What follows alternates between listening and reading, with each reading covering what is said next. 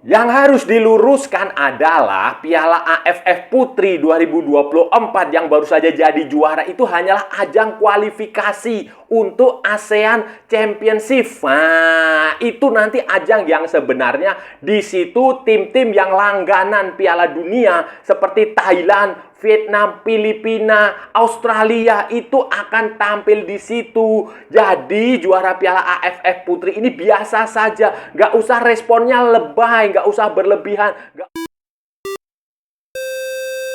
Halo saudara-saudara, jumpa lagi dengan komentator gadungan di sini. Dengan komentator yang gadungan. Seperti biasa saudara-saudara, seperti biasa. Kalau kita sudah bertemu pasti akan ada yang kita bicarakan, akan ada yang kita pergunjingkan, akan ada yang kita perbincangkan, kita bacotin, kita gibahin, kita cangkeman saudara-saudara tentang sepak bola di seputaran Asia Tenggara, di negara-negara tetangga, negara-negara sahabat, negara-negara jiran, negara-negara serumpun, Indonesia, Malaysia, Thailand, Vietnam, Laos, Myanmar, Kamboja, Filipina, Brunei Darussalam, Singapura, Timor Leste, Australia, Wakanda, Konoha, negara api, negara angin, negara air, negara dongeng. Dan sekitarnya. Semua akan kita bicarakan secara fair, secara jujur, secara adil, tanpa muatan politik, tanpa kebencian, tanpa provokasi, hanya berdasarkan fakta dan bukan klaim semata, saudara-saudara. Tidak ada hoax, tidak ada hoax, tidak ada hoax, baik yang sudah lama maupun yang terkini. Bebas, saudara-saudara, bebas, bebas, bebas, bebas. Yang penting, sopan.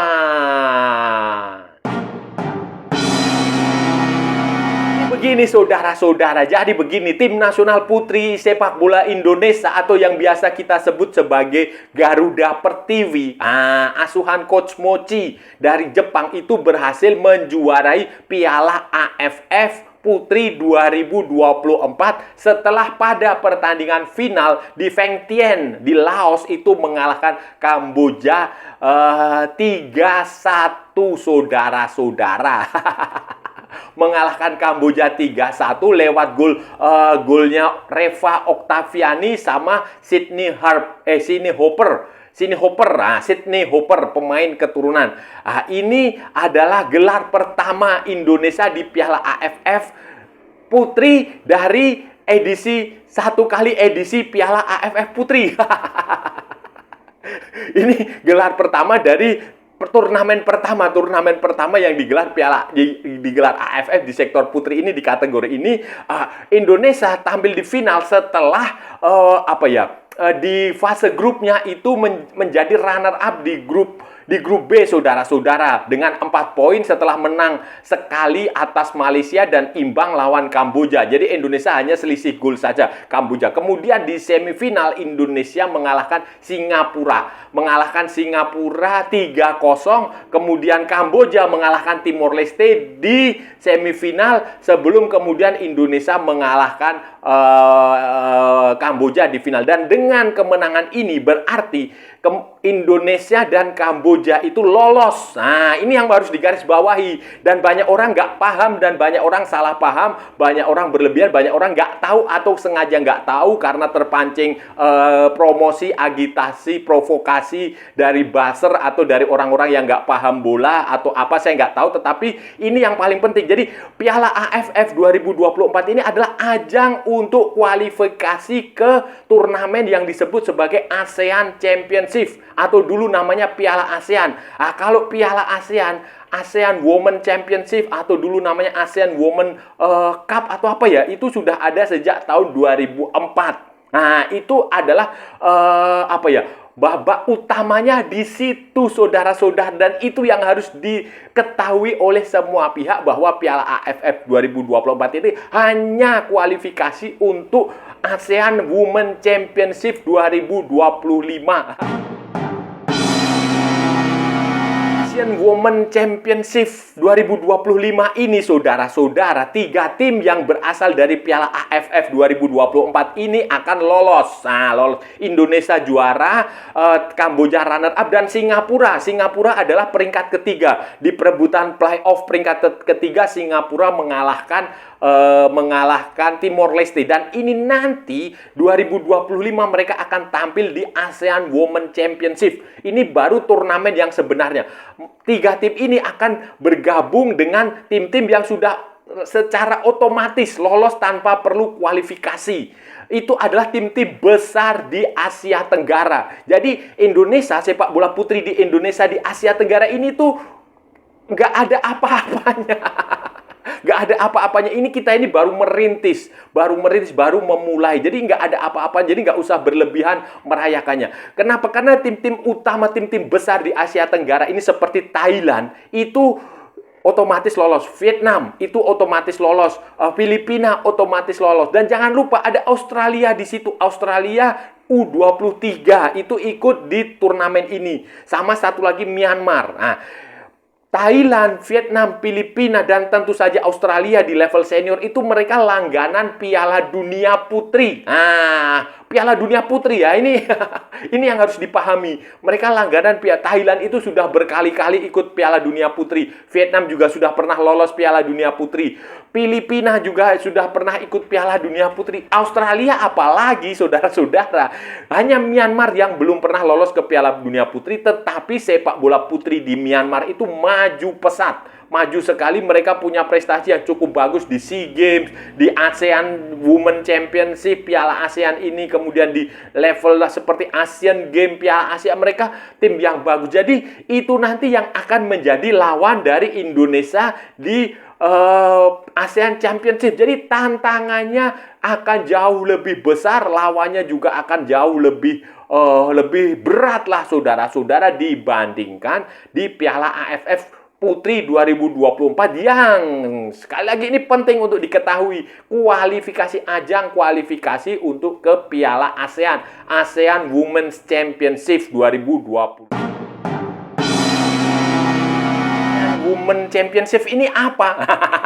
Ini adalah turnamen untuk AFF lah. Ya kayak Piala AFF di sektor putra senior namanya AFF Championship, ini juga sama tapi khusus, dan ini sudah ada sejak 2004, saudara-saudara. 2004 sebelumnya itu semuanya ikut. Baru tahun ini 2024 ini menggunakan fase kualifikasi. Kualifikasi dengan dikasih nama Piala AFF Women itu tadi. Dan di sepanjang sejarah ASEAN Championship ini, saudara-saudara, Thailand itu menjadi negara yang paling banyak juara dengan 4 kali juara, diikuti Vietnam 3 kali juara, Myanmar 2 kali juara, Australia U23.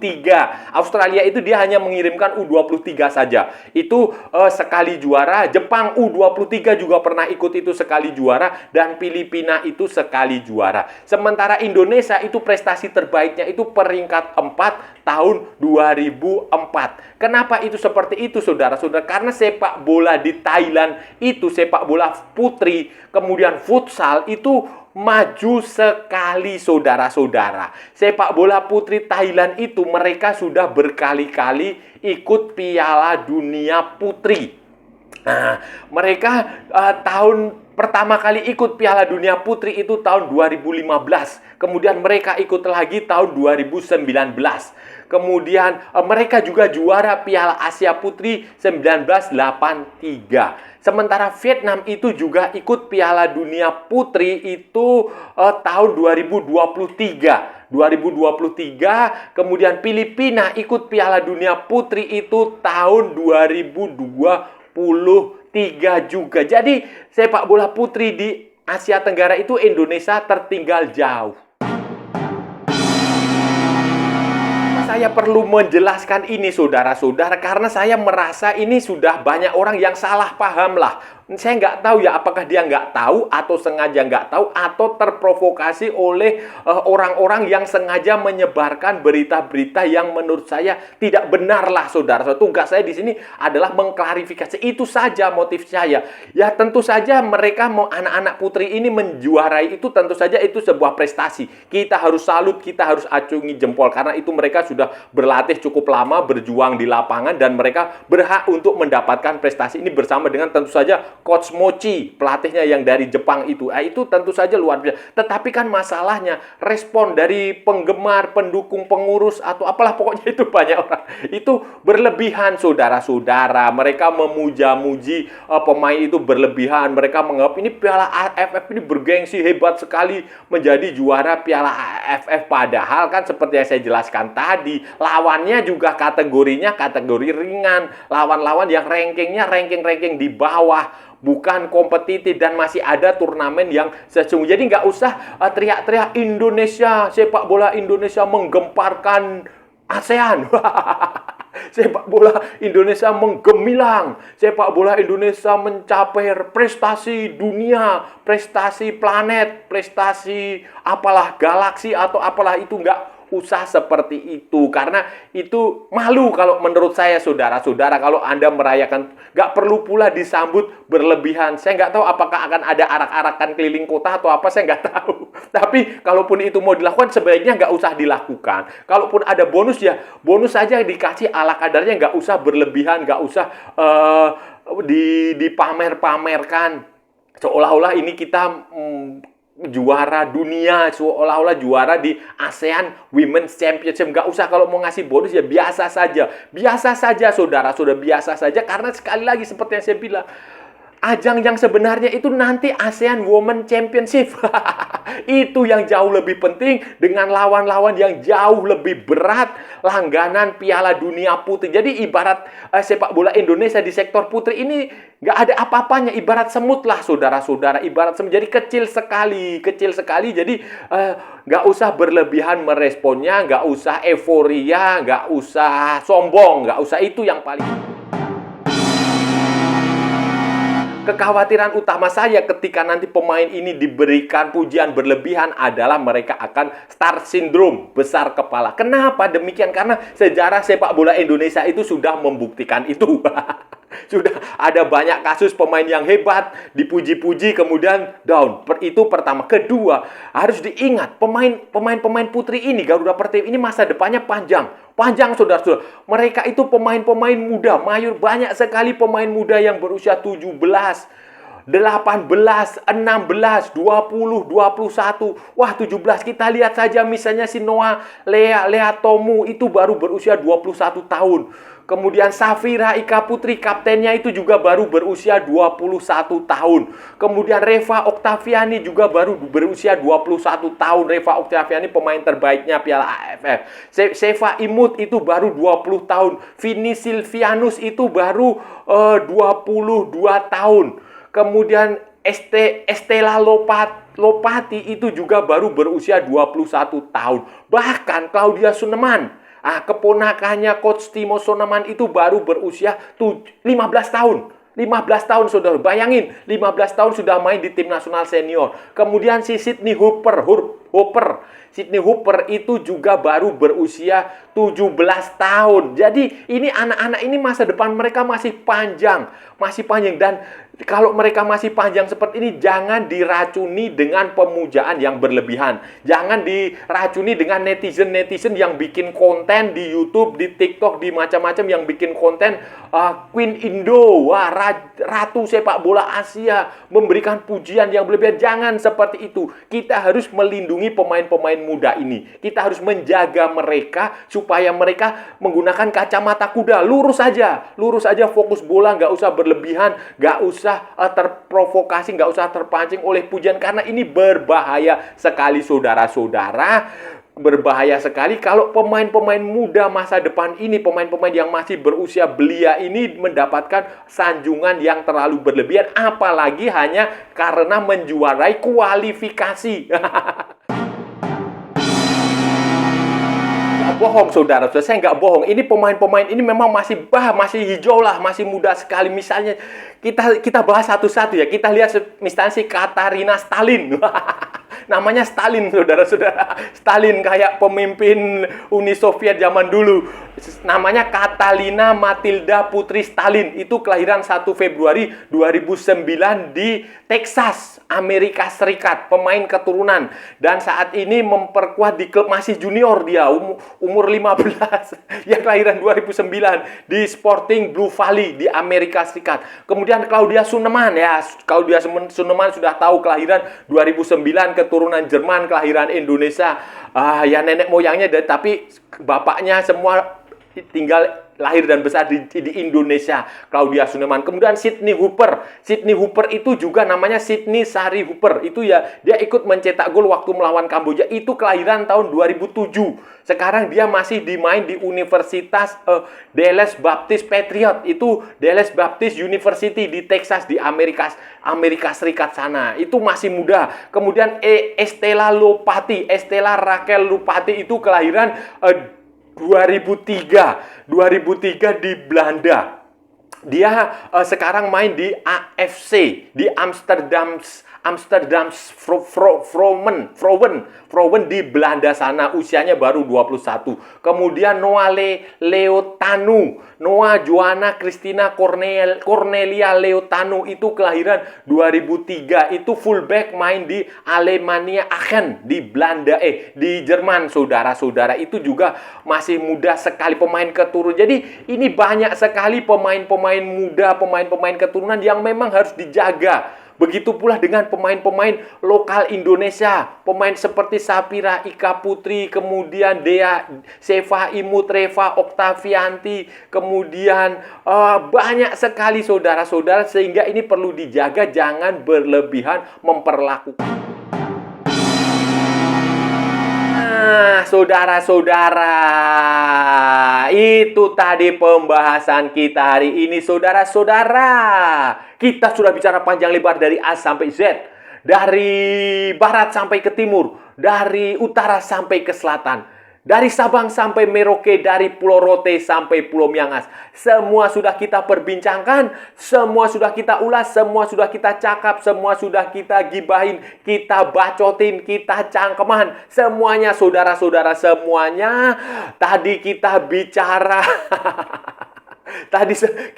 kita meluruskan, saudara-saudara, meluruskan anggapan banyak orang ya, berlebihan lah ini ada di saya mengamati ini, menerima berbagai macam link, berbagai macam macam-macam lah itu, saudara-saudara, pemberitaan tentang keberhasilan tim nasional Indonesia Putri. Garuda Pertiwi menjuarai Piala AFF Putri 2024, saudara-saudara. Banyak sekali yang salah paham, saudara-saudara. Banyak sekali yang salah paham tentang Piala AFF ini. Dikiranya ini Piala AFF Putri ini seperti Piala AFF di sektor putra, sehingga menjadi juara. Kemudian banyak sekali yang lebay, yang merayakannya secara berlebihan, menganggap wah hebat, sepak bola putri Indonesia jago sekali, sepak bola putri Indonesia itu luar biasa. Oh, ini menggemparkan dunia, mengguncang Asia, mengguncang ASEAN.